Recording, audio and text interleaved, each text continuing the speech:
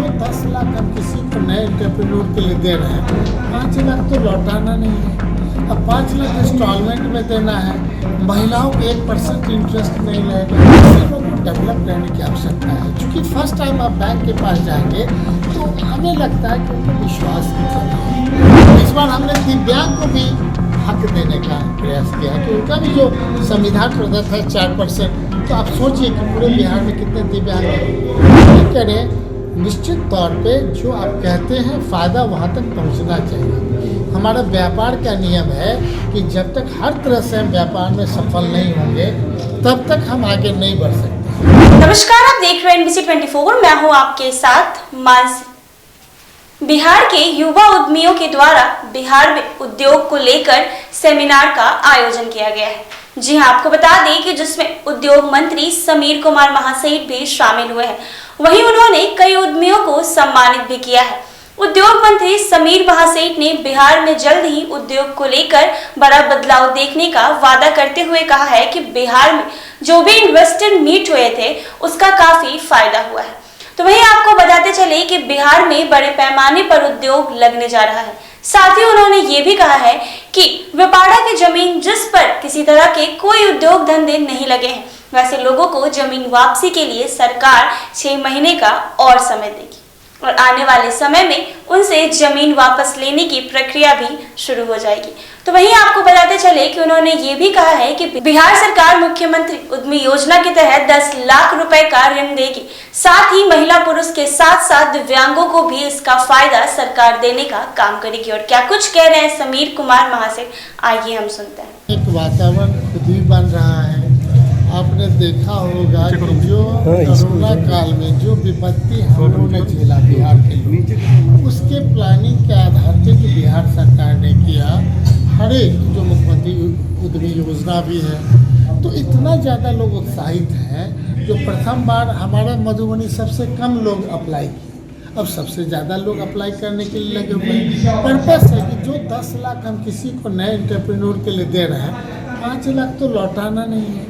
अब 5 लाख इंस्टॉलमेंट में देना है, महिलाओं को 1% इंटरेस्ट नहीं लगेगा, पुरुष को 1% लगेगा।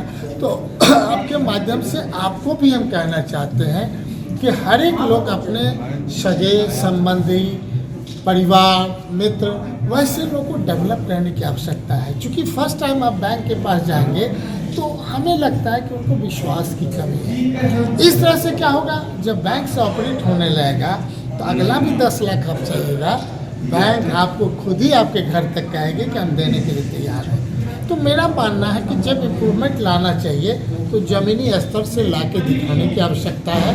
और आपके माध्यम से हम इतना ही इच्छा रखते हैं कि सही प्रचार कर दीजिएगा। तो जो लोग हैं, महिलाएं भी हैं, इस बार हमने दिव्यांग को भी हक देने का प्रयास किया कि उनका भी जो संविधान प्रदत्त है 4%, तो आप सोचिए कि पूरे बिहार में कितने दिव्यांग हैं। 50 लाख से ज़्यादा जब हमारा सरकारी है तो आप 5 से 6, कम से एक परिवार में 6 लोग हैं, तो आप समझ सकते हैं 1.5 करोड़ परिवार को ये फ़ायदा मिलेगा। तो कुछ भी करें, निश्चित तौर पे जो आप कहते हैं फ़ायदा वहाँ तक पहुँचना चाहिए। हमारा व्यापार का नियम है कि जब तक हर तरह से हम व्यापार में सफल नहीं होंगे तब तक हम आगे नहीं बढ़ सकते। तो मैंने भारत सरकार क्या चाहती है, टैक्स के माध्यम से मिले। बिहार क्या सरकार क्या चाहती है, टैक्स के माध्यम।